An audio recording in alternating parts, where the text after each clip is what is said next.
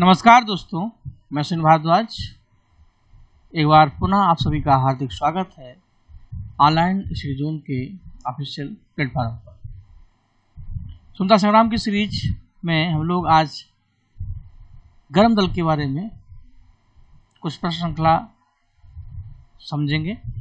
Concept इसका हम लोग पहले ही क्लियर कर चुके हैं। मैंने बताया था कि जितने भी एग्जाम हैं, चाहे आपका LD/GIC हो, चाहे रेलवे, PSI, लेखपाल, स्वतंत्रता संग्राम का हर एग्जाम में अपना जलवा है, अपना जादू है, अपनी धमक है और अपनी खनक है।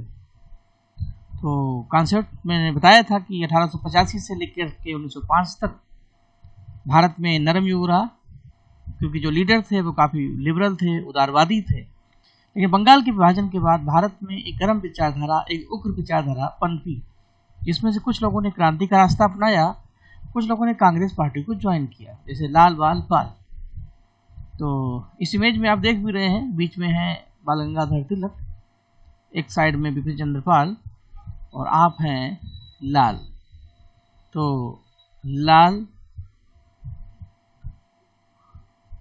बाल एंड पाल, बिपिन चंद्र पाल, इन्हीं को बोलते हैं father of the founder of गर्म दल। तो प्रश्नों की सीरीज को शुरू करते हैं। इससे आपका कॉन्सेप्ट थोड़ा सा और क्लियर होगा, जो चीज़ें आती हैं वो और सुस्पष्ट हो जाएंगी। तो कोई डाउट हो तो आप अपनी प्रॉब्लम को अपने तरीके से सॉल्व कर सकते हैं, मैसेज के थ्रू या वॉइस कॉलिंग। शुरुआत करते हैं। पहला क्वेश्चन आ चुका है।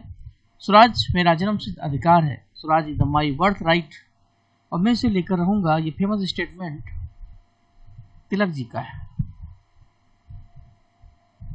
यहां पर ध्यान रखना है कि स्वराज शब्द है, उसका पहला प्रयोग दादा भाई नौरोजी ने किया। स्वराज का प्रथम प्रयोग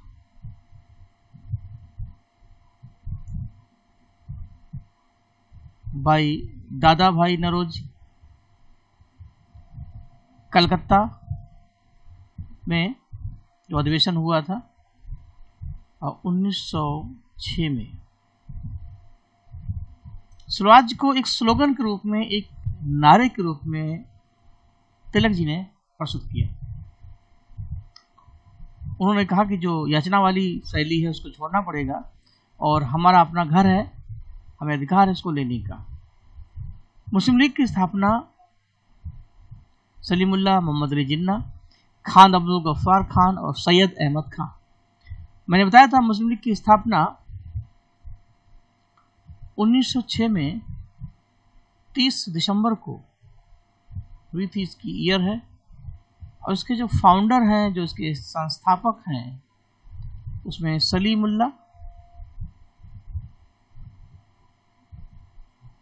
ढाका के नवाब थे, इन्हीं को बोलते हैं हबीबुल्लाह, इन्होंने की थी। इनके सहयोगी थे आगा खान। तो आंसर इसका ए होगा। और प्लेस ढाका है।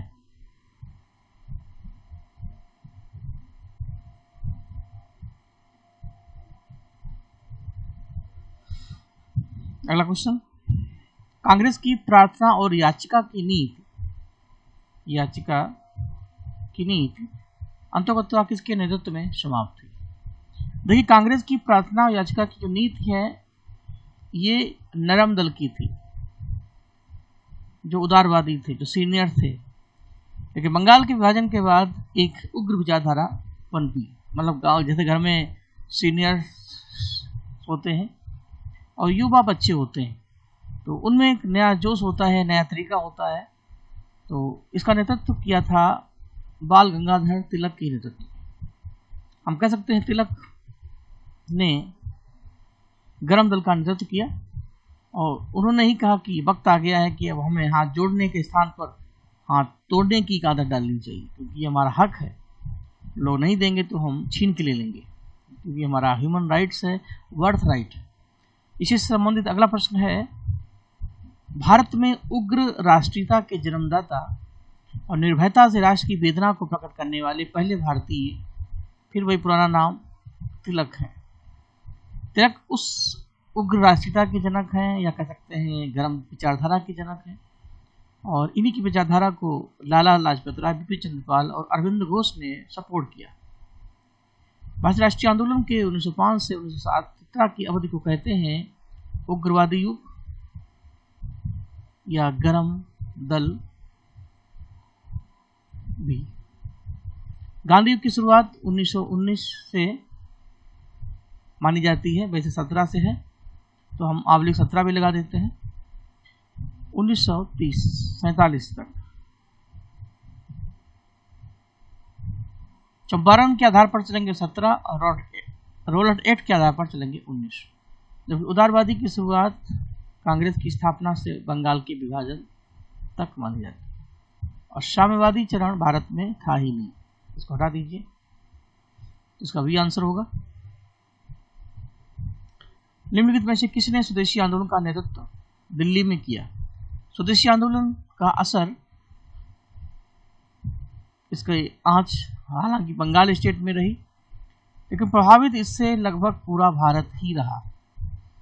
तो बंगाल रीजन में ये आंदोलन फैला ही, लेकिन राजधानी दिल्ली को भी इसने प्रभावित किया, और दिल्ली में इस आंदोलन का नेतृत्व सैयद हैदर रजा ने किया। ठीक, तो स्वदेशी आंदोलन, क्योंकि हमने विदेशी चीजों का बाइकाट किया और स्वदेशी को अपनाया। राष्ट्रीय शोक दिवस कब क्यों मनाया जाता है?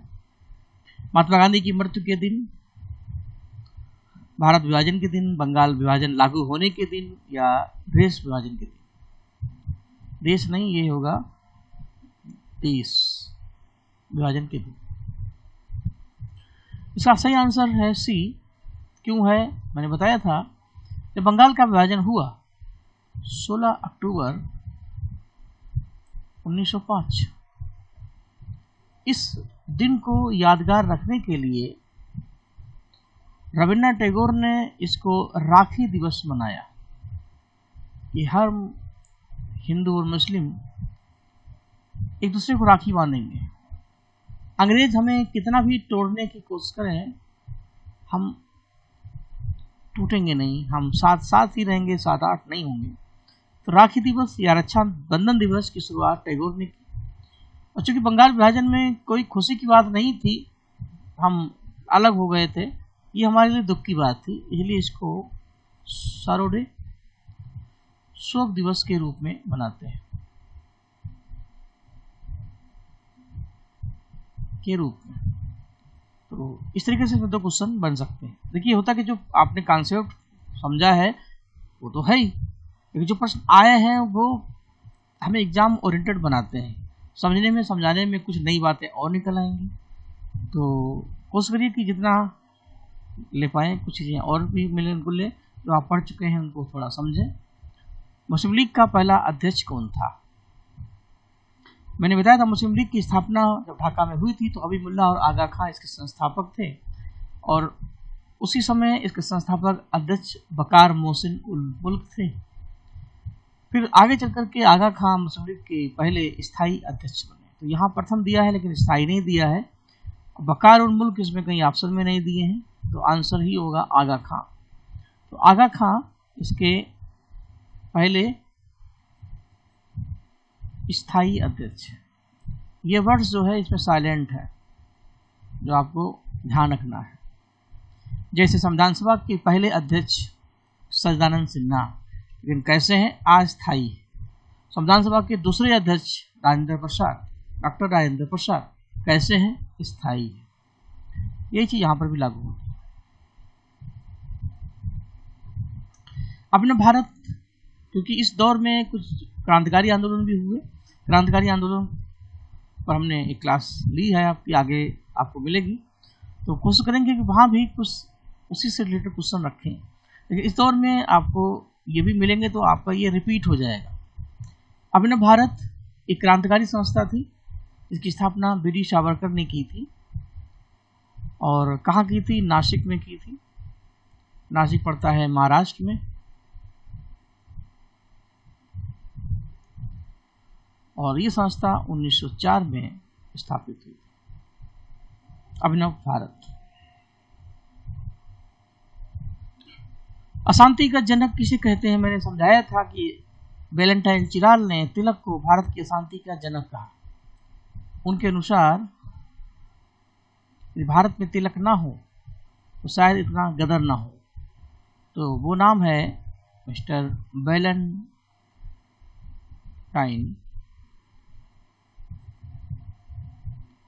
चिराल। और इनकी पेपर या मैगजीन है इंडियन अर्नेस्ट। इसी में उन्होंने स्टेटमेंट दिया। और तिलक ने को अशांति जनक क्यों कहते हैं कि तिलक ने शिवाजी महोत्सव के गणपति महोत्सव के माध्यम से जो यूथ है, जो युवा है, उसको मोटिवेट किया। मराठा केसरी पत्र के माध्यम से महाराष्ट्र के युवाओं की तुलना शिवाजी से की और अंग्रेजों की तुलना शाइस्ता खां और अफजल खां से की। जैसे शिवाजी ने शाइस्ता खां, अफजल खां को परास्त किया, उनकी हत्या की, उनका अंगूठा काटा, वैसे ही युवा भी वही काम करें। तो ये सब उत्प्रेरक हैं, मोटिवेटर हैं, जो अंग्रेजों को जाहिर सी बातें पसंद नहीं आएंगे। यही वजह थी तिलक को 6 वर्ष की कैद भी हुई, जेल भी हुई। इसलिए भारतीय अशांति के जनक अंग्रेजों के अनुसार, भारत के अनुसार नहीं, अंग्रेजों के अनुसार तिलक है। तो किसने कहा है, क्यों कहा है, किसमें कहा है और क्या कहा है, ये प्रश्न बनेंगे। वंदे मातरम किस आंदोलन का शीर्ष था, यानी टॉप पे था, हिट था? किस आंदोलन में ये हिट था, फिट था? तो वंदे मातरम का संबंध स्वदेशी आंदोलन से माना जाता है कि चंपारण एक किसान आंदोलन है जो बिहार में हुआ था। अशोक आंदोलन बहुत आगे हुआ। तो स्वदेशी आंदोलन जब बंगाल में हुआ तो रविन्द्रनाथ टैगोर ने अमार सुनार बगला जैसा गीत लिखा। बंकिम चंद्र चटर्जी ने वंदे मातरम गीत लिख डाला। जैसे भगत सिंह के समय इंकलाब जिंदाबाद, तो उस समय बंगाल में वंदे मातरम लोगों की जुबान पर बहुत ज़्यादा हिट था। तो इसको स्वदेशी आंदोलन से आप जोड़ सकते हैं। गदर पार्टी एक क्रांतिकारी संगठन है जो आगे हम फिर आपको बताएंगे, 1913 में बनी थी। और इसके फाउंडर, संस्थापक सोहन सिंह भकना पंजाब के थे और अमेरिका में रहकर के इन्होंने ये संगठन बनाया। और आगे चल कर के लाला हरदयाल इनसे आकर मिले और वो भी इसके एक फाउंडर मेंबर बन गए। इसका मुख्यालय, हेडक्वार्टर अमेरिका में है, जिसका नाम है सैन फ्रांसिस्को।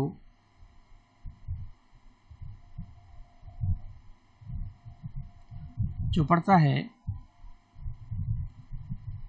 यूएसए में, ठीक। और गदर पेपर पार्टी का ही पेपर था, गदर, जो 6 भाषाओं में छपता था। उसी के नाम से इसका नाम पड़ा गदर पार्टी। कामागाटा मारू की जो घटना आपको मैंने बताई थी 1914 की, वो इसी पार्टी से संबंधित है। ठीक, इतनी बातें सुनते रहिए। देखिए, कुछ चीज़ें सुनने से तो आप बार बार इसको रिपीट करेंगे तो ऑटोमेटिकली दिमाग में बैठ जाए। अनुशीलन समिति क्रांतिकारी संस्था है जो बनी थी बंगाल में और 1907 में कलकत्ता में ये संस्था बनी। इससे पहले 1902 में ढाका में बनी थी और वाई संस्थापक थे बारिंद्र घोष।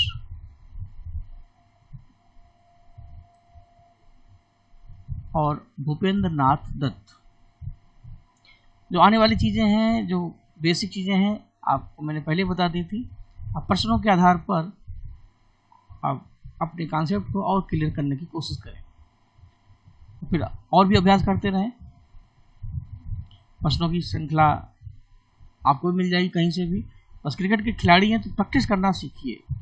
मैदान चाहे कोई भी हो, बस गेंद बल्ले पे आने लगे तो आप अभ्यास करते रहें, चाहे कोई भी मंच हो। बंगाल विभाजन के विरुद्ध विद्रोह का नेतृत्व किसने किया, यानी किसने बंगाल के विभाजन का विरोध किया? सुभाष चंद्र बोस नहीं होंगे, जो कि काफ़ी बाद में हुए। CR दास का दौर इसमें नहीं था, तो बंगाल विभाजन 1905 में हुआ था। सूर्यनारायण बनर्जी उदारवादी थे, तो इसमें नाम आएगा अरविंद घोष। उसकी वजह थी कि अरविंद घोष और बारेंद्र घोष भाई थे। बारेंद्र घोष ने अनुशीलन समिति बनाई थी और उसका वजह था बंगाल विभाजन का विरोध करना। तो अरविंद घोष उसी दौर में थे, बंगाल के भी थे, तो उस समय रविन्द्रनाथ टैगोर भी थे। तो जो समकालीन होगा वही विरोध करेगा। कांग्रेस का पहला विभाजन, कांग्रेस की पहली फूट मैंने बताई थी 1907 में सूरत सेशन में हुई थी, जब नरम दल और गरम दल अलग हो गए। और ये विभाजन खत्म हुआ लखनऊ के 1916 के अधिवेशन में, जब लखनऊ में ये आपस में मिलते हैं एनी बेसेंट और तिलक के प्रयास से।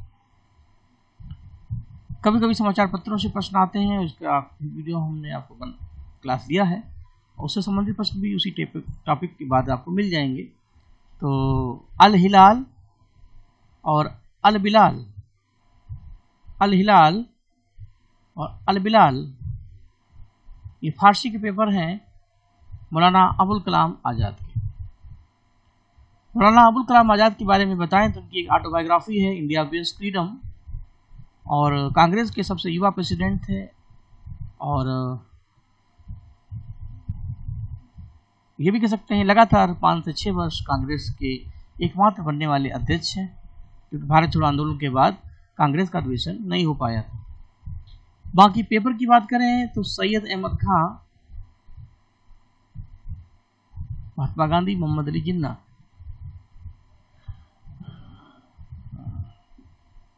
तो महात्मा गांधी का पेपर है यंग इंडिया,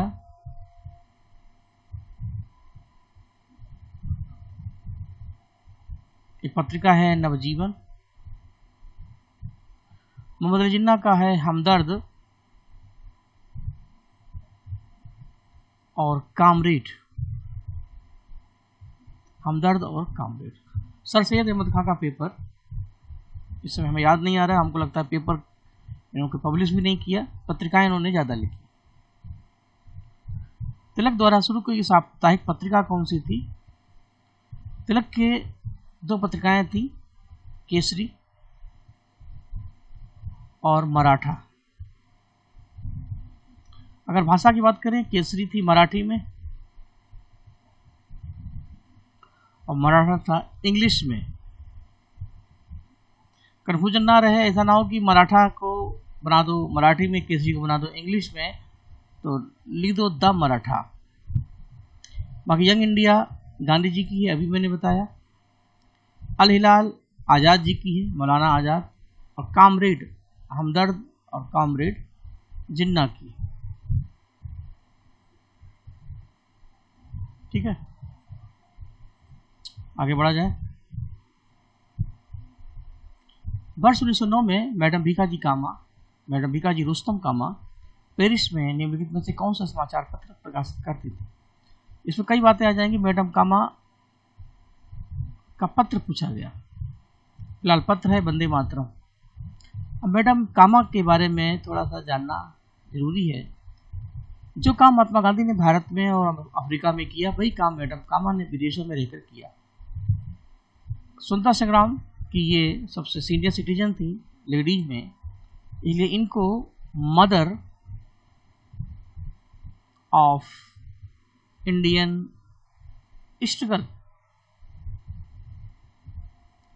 हमारी ये नेशनल मदर हैं, हिंदी में कहें तो राष्ट्र माता। राष्ट्रपिता महात्मा गांधी हैं, तो राष्ट्रमाता नहीं है कस्तूरबा गांधी, वो है मैडम कामा। वंदे मातरम इनका पत्र था, जिसे भारत में बिपिन चंद्र पाल और अरविंद घोष ने इसको प्रकाशित किया, तो मैडम कामा ने इसको पेरिस में प्रकाशित किया। मैडम कामा के बारे में कुछ बातें हम और आपको बता देते हैं। 1907 में जर्मनी का शहर है स्टुटगार्ट, जहां पर दूसरा अंतर्राष्ट्रीय समाजवादी सम्मेलन होता है। तो भारत की तरफ से मैडम कामा उसका प्रतिनिधित्व करती, और हर देश का वहाँ एक फ्लैग था। तो इंडिया के रिप्रेजेंट होने के कारण इन्होंने खुद अपने हाथों से तिरंगा झंडा बनाया और विदेश में पहली बार फहराया। तो विदेश में पहली बार तिरंगा झंडा कब, किसने और कहाँ फहराया? मैडम कामा ने जर्मनी के स्टुटगार्ट शहर में 1907 में कराया। ये आपको जो क्रांतिकारी आंदोलन पढ़ाएंगे उसमें ये बात बताएंगे, और इसीलिए मैडम कामा को हम सम्मान देते हैं। आगे बढ़िए।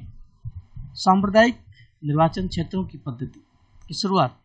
सांप्रदायिक शुरुआत मैंने आपको बताया था कि 1909 का जो मिंटो मार्ले रिफॉर्म है, इसी में हिंदू और को मुस्लिम से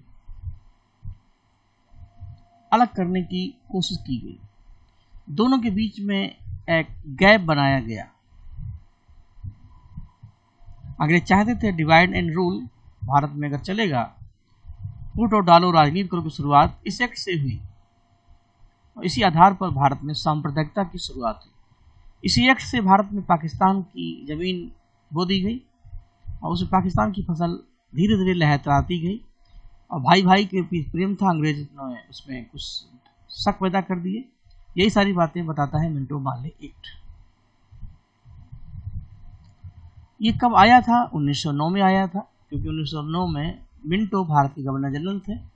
ऐसे 1919 का जो एक्ट है, तो 1919 में चेम्सफोर्ड भारत के गवर्नर जनरल थे, तो मॉन्टेग्यू भारत सचिव थे। तो ये हो जाएगा मॉन्टेग्यू चेम्सफोर्ड एक्ट, और ये हो जाएगा मिंटो मार्ले एक्ट। इसका आंसर होगा बी।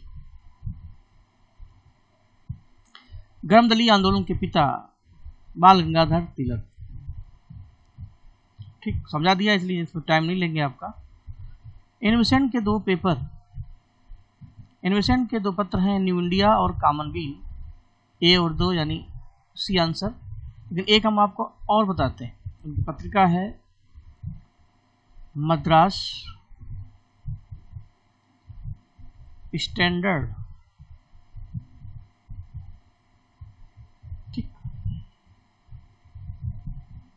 बारिंद्र कुमार घोष के क्रियाकलापों ने किस गुप्त क्रांतिकारी संगठन को जन्म दिया? बारिंद्र कुमार घोष अनुशीलन समिति, और इनके साथ थे भूपेंद्र नाथ दत्त, और बारिंद्र घोष के ही भाई थे अरविंद घोष, और भूपेंद्र नाथ दत्त के भाई थे नरेंद्र नाथ दत्त, यानी स्वामी विवेकानंद। तो अनुशीलन समिति की जो स्थापना हुई उसमें इन लोगों का रोल था। बंगाल विभाजन के बाद ये संस्था 1907 में सक्रिय हो गई थी, और इसका आंसर ए होगा। ऑल इंडिया मुस्लिम लीग की स्थापना अभी मैंने बताया था नवाब सलीमुल्लाह या हबीबुल्लाह ने ढाका में 1906 में की। 1908 में तिलक को कितने वर्ष की जेल हुई थी? तिलक को 6 वर्ष की जेल हुई थी, मांडले जेल।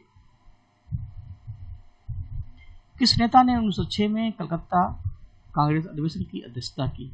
अभी थोड़ी देर पहले मैंने बताया था कि दादा भाई नौरोजी ने 1906 में कलकत्ता सेशन को प्रेजेंट किया था। 3 बार ये कांग्रेस के अध्यक्ष बने थे, और कांग्रेस शब्द दादा भाई नौरोजी का ही माना जाता है। तो दादा भाई नौरोजी ने कलकत्ता अधिवेशन में पहली बार, फर्स्ट टाइम, स्वराज जो शब्द है इसका प्रयोग किया।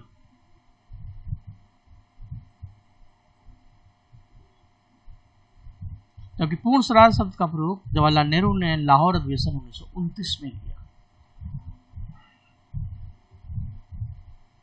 बंगाल का विभाजन अक्टूबर में हुआ, अक्टूबर इसमें 1 है, लेकिन टाइपिंग मिस्टेक है, 15 इसको 16 कर दीजिए, 16 अक्टूबर को। इसीलिए इस दिन को बोलते हैं शोक दिवस और राखी दिवस। निष्क्रिय विरोध का सिद्धांत का प्रतिपादन, इसके फाउंडर हैं अरविंद घोष। क्या होता है देखिए, निष्क्रिय विरोध, हम किसी सिद्धांत का, किसी व्यक्ति का, उसके कार्यों का विरोध करते हैं, तो विरोध करने के बाद ये पहले ही सोच लेते हैं कि विरोध करेंगे तो हमारे विरोध को लोग दबाएंगे, हमें मारेंगे, पीटेंगे, सजाएं देंगे। तो इन सबको जानकर भी हम न्यूट्रल तरीके से, निष्क्रिय तरीके से अपना विरोध करते रहते हैं, क्योंकि अंजाम क्या होगा खुदा जाने। तो चलते जाना है। धूलों के डर से कोई चलना नहीं छोड़ देता, कांटों के डर से कोई फूलों को प्यार करना नहीं छोड़ देता, और ऊंचाइयों नीचाइयों के डर से कोई पगडंडी पर भागना नहीं छोड़ देता।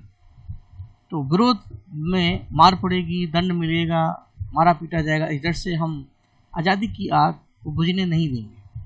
तो अरविंद घोष की यही विचारधारा थी। बाद में इसी को महात्मा गांधी और बाकी लोगों ने भी फॉलो किया। महात्मा गांधी ने कोई भी आंदोलन चलाया तो उसमें हड़ताल की और सत्याग्रह किया। वो जानते थे इसका विरोध होगा, लाठीचार्ज होगा, लेकिन विरोध का ये तरीका है ये कि मार को सह लो लेकिन विरोध करो। ये है निष्क्रिय विरोध सिद्धांत, इसके जनक हैं अरविंद घोष।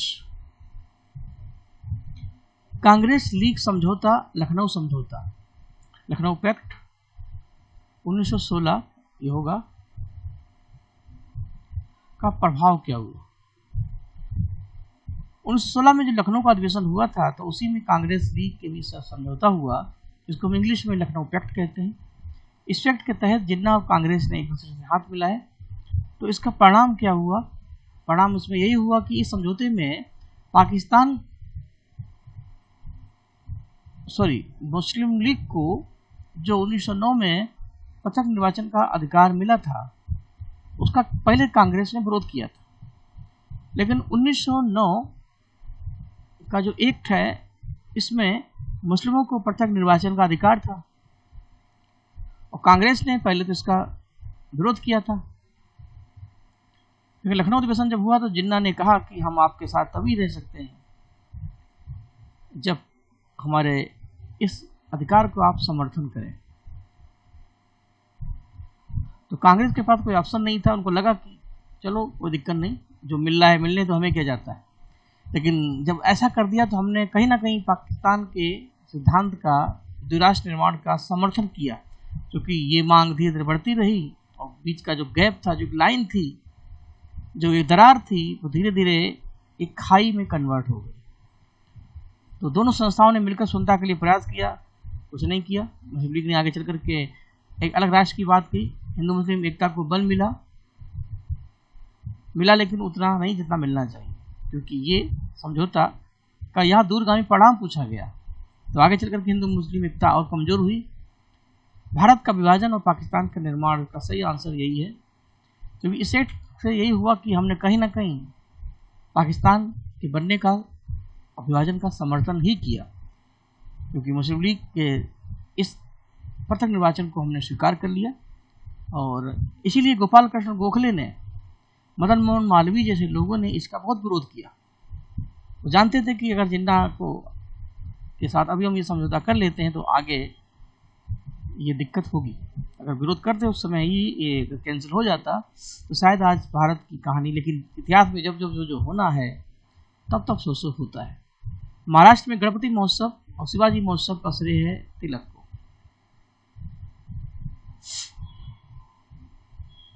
पंजाब केसरी का खिताब, उपाधि किसको मिली? लाला लाजपत राय। लाला लाजपत राय एक गरम दल के नेता थे और पंजाब के एक लोकप्रिय नेता थे।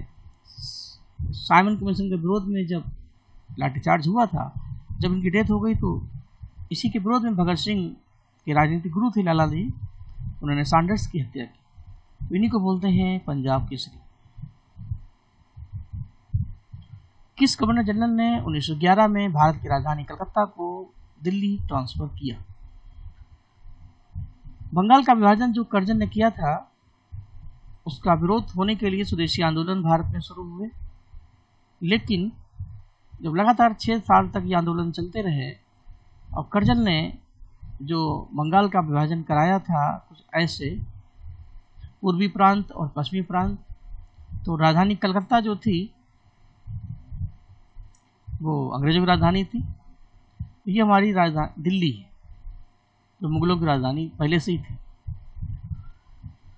तो 12 दिसंबर 1911 में दिल्ली दरबार लगा था और लॉर्ड हार्डिंग उस समय गवर्नर जनरल थे और जॉर्ज पंचम भारत में आने वाले ब्रिटिश क्राउन थे, भारत के महाराजा। उन्होंने ये अनाउंसमेंट किया कि अब राजधानी को कलकत्ता से दिल्ली शिफ्ट किया जाए और बंगाल को 3 प्रांतों में डिवाइड किया जाए और बंगाल विभाजन कैंसिल किया जाए, ये भी हटा दिया जाए। इसी को बोलते हैं तीसरा दिल्ली दरबार। तो तीसरे दिल्ली दरबार में कई अनाउंसमेंट हुए, राजधानी परिवर्तन हुआ, 3 नए राज्य बने और बंगाल विभाजन स्थगित हुआ। तो बंगाल विभाजन के समाप्त होने का जो मेन कारण है वो है तीसरा दिल्ली दरबार, जो हुआ था 12 दिसंबर 1911। 1911 में चूंकि अनाउंस हुआ तो राजधानी दिल्ली की घोषणा 1911 में हो गई और जो 1912 में राजधानी दिल्ली ने काम करना शुरू किया। शेर पंजाब, पंजाब के शेर, पंजाब केसरी, पंजाब के शेर लाला लाजपत राय, जबकि शहीद भगत सिंह को शहीद आजम कहते हैं।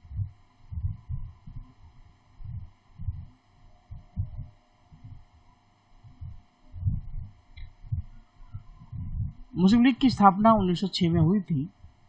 उस समय उसके उद्देश्य में कौन सी बात नहीं थी।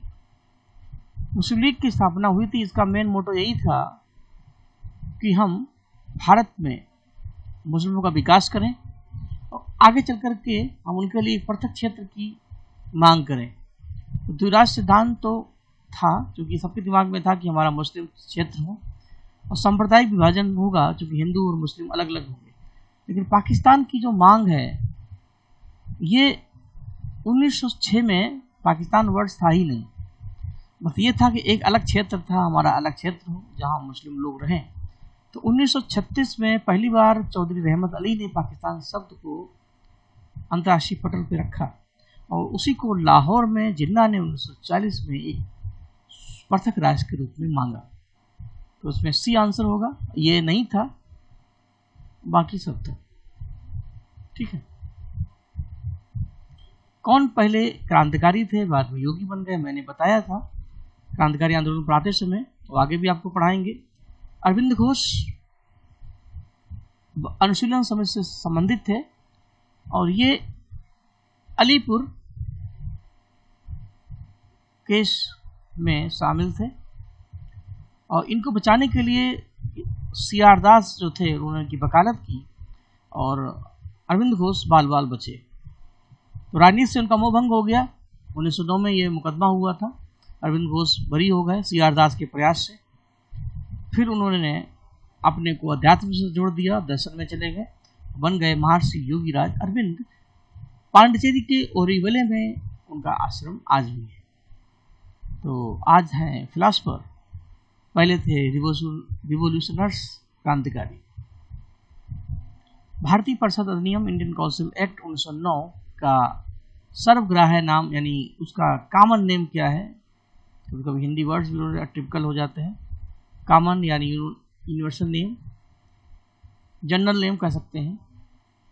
मिंटो मार्ले, मार्ले मिंटो, कहीं कहीं टाइपिंग गड़बड़ है, मिंटो सुधार, मार्ले मिंटो रिफॉर्म, जो कि मॉन्टेग्यू चेम्सफोर्ड एक्ट को बोलते हैं 1919 का एक्ट। लगभग हम लोग अंत की तरफ चल रहे हैं। निम्नलिखित में से किसने गाड़ी पर ये मानकर बम फेंका था कि उसमें मुजफ्फरपुर के न्यायाधीश किंग्सफोर्ड बैठे हैं? जब आप क्रांतिकारी संगठन पढ़ेंगे तो आपको मिलेगा किंग्सफोर्ड मर्डर मुजफ्फरपुर के न्यायाधीश थे और इनको मारने के लिए खुदीराम बोस और प्रफुल्ल चाकी ने प्लान बनाया था, लेकिन दुर्भाग्य से किंग्सफोर्ड बाल बाल बचे। खुदीराम बोस को सबसे कम आयु में फांसी हो गई, 16 साल भी नहीं पूरे हो पाए थे, और प्रफुल्ल चाकी ने अपने को बचाने के लिए आत्महत्या कर ली। चंद्रशेखर आजाद शायद प्रफुल्ल चाकी से ही प्रभावित हुए होंगे, क्योंकि गिरफ्तार होने से अच्छा है सम्मानपूर्वक मृत्यु, और खुदीराम बोस को फांसी हुई। तो ये मुजफ्फरपुर की घटना है। 1905 के बंगाल विभाजन का समय वायसराय बहुत जनरल क्वेश्चन है, लेकिन कभी कभी जो छोटी छोटी चीजें होती हैं वो हम जल्दी गलत कर लेते हैं। तो यहाँ पर ध्यान रखना, बंगाल विभाजन के समय लॉर्ड कर्जन थे और विभाजन जब लागू हुआ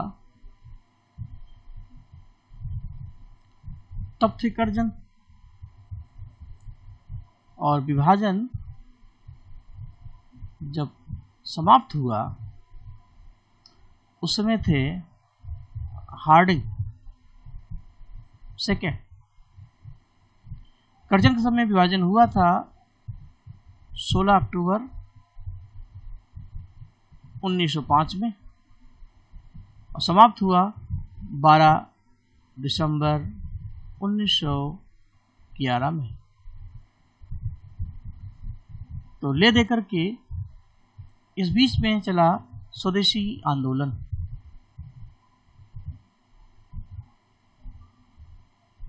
स्वदेशी आंदोलन इसके विरोध में जब कैंसिल हो गया विभाजन तो आंदोलन भी कैंसिल हो गया। ये स्वदेशी आंदोलन भी 1905 से 11 तक माना जाता है। और ये जो डेट है ये है तीसरा दिल्ली दरबार। बंगाल विभाजन का संबंध तीसरे दिल्ली दरबार से। देखिए ये सब आपको मैं पढ़ा चुका हूँ, लेकिन यह कि प्रैक्टिस के बहाने जो पढ़ी हुई चीज़ें हैं, जो सोई हुई चीज़ें हैं, वो सब दिमाग में आ जाएंगी। मेरे हिसाब से सीरीज कंप्लीट हुई। सभी लोगों को बहुत बहुत धन्यवाद। तो उम्मीद करते हैं कि बातें समझ में आई होंगी। यदि कोई डाउट है तो आप हमें कांटेक्ट कर सकते हैं अपने तरीके से। और नेक्स्ट सीरीज में फिर मिलते हैं हर चैप्टर के बाद